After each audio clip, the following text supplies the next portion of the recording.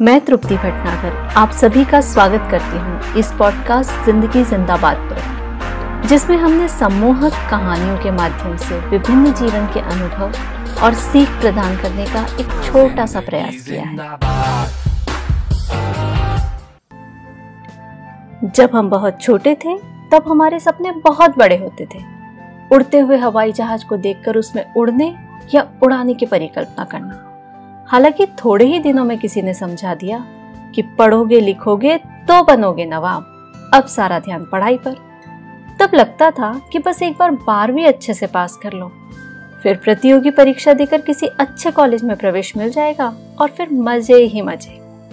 लेकिन जब कॉलेज पहुंचे तो एहसास हुआ कि सिर्फ स्नातक करने से काम नहीं चलेगा, अभी आगे और पढ़ना होगा।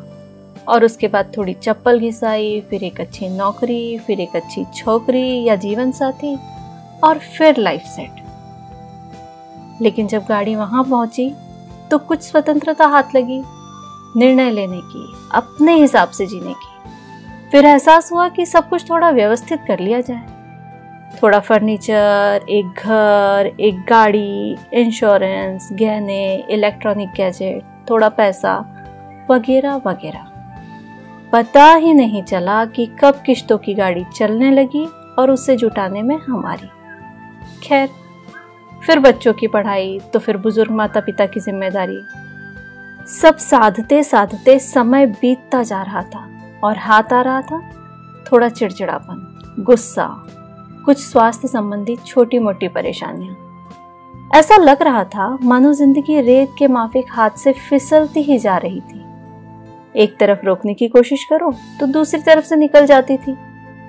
लेकिन इतना तो सबको पता है, समस्या है कि करें तो क्या करें।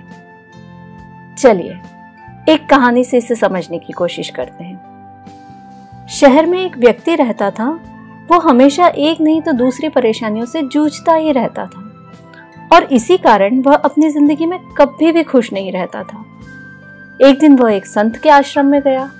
उसने संत से अपने परेशानी का हल पूछने का निर्णय लेते हुए उनसे प्रश्न करा, बाबा, मैं जिंदगी से बहुत नाखुश हूँ क्योंकि मैं चारों ओर परेशानियों से हमेशा घिरा ही रहता हूँ। कभी ऑफिस की परेशानी, तो कभी स्वास्थ्य की परेशानी, तो कभी रिश्तों की परेशानी, तो कभी घर की परेशानी। मुझे कोई ऐसा रास्ता बताइए जिससे मेरी परेशानियों का खात्मा हो सके और मैं शांति और खुशहाली से रह सकूं।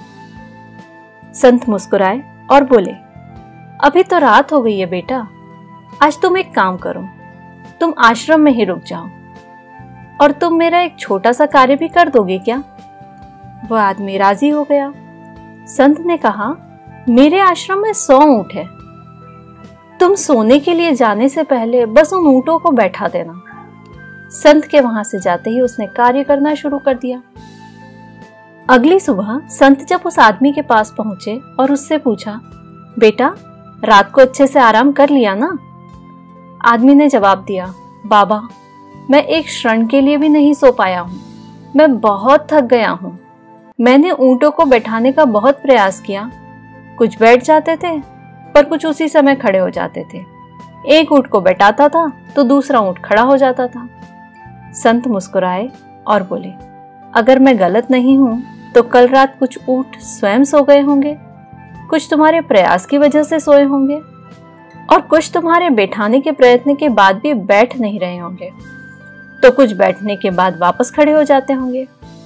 आदमी ने जवाब दिया, हाँ हाँ, बिल्कुल यही हुआ था। संत ने उसे समझाते हुए कहा, हमारी जिंदगी में समस्याएं भी बिल्कुल इसी तरह हैं। कुछ का समाधान अपने आप हो जाता है तो कुछ को हम प्रयास करके भी हल कर लेते हैं, लेकिन कुछ ऐसी भी होती हैं जिनका हल प्रयास करने के बाद भी नहीं मिल पाता है। यही कल रात तुम्हारे साथ हुआ। तुम्हारे प्रयास करने के बाद भी सारे ऊंट एक साथ नहीं बैठे। जब तुम एक को बैठाते थे तो कहीं ना कहीं दूसरा खड़ा हो जाता था। बिल्कुल इसी तरह जीवन में जब एक समस्या का समाधान मिलता है तब तक दूसरी समस्या आ जाती है। यही जिंदगी है। दरअसल जब भी हम परफेक्ट जिंदगी बनाने के बारे में सोचते हैं तब हम भविष्य में जीने के लिए योजना बनाते हैं। याद रखिएगा, भूतकाल में अनुभव है, भविष्य काल में आशा है लेकिन वर्तमान में ही जीवन है। वर्तमान में जो भी आए उससे समन्वय बनाते हुए खुश रहना, हर पल में अपना सर्वोत्तम देना, यही पूर्ण रूप से जीना है।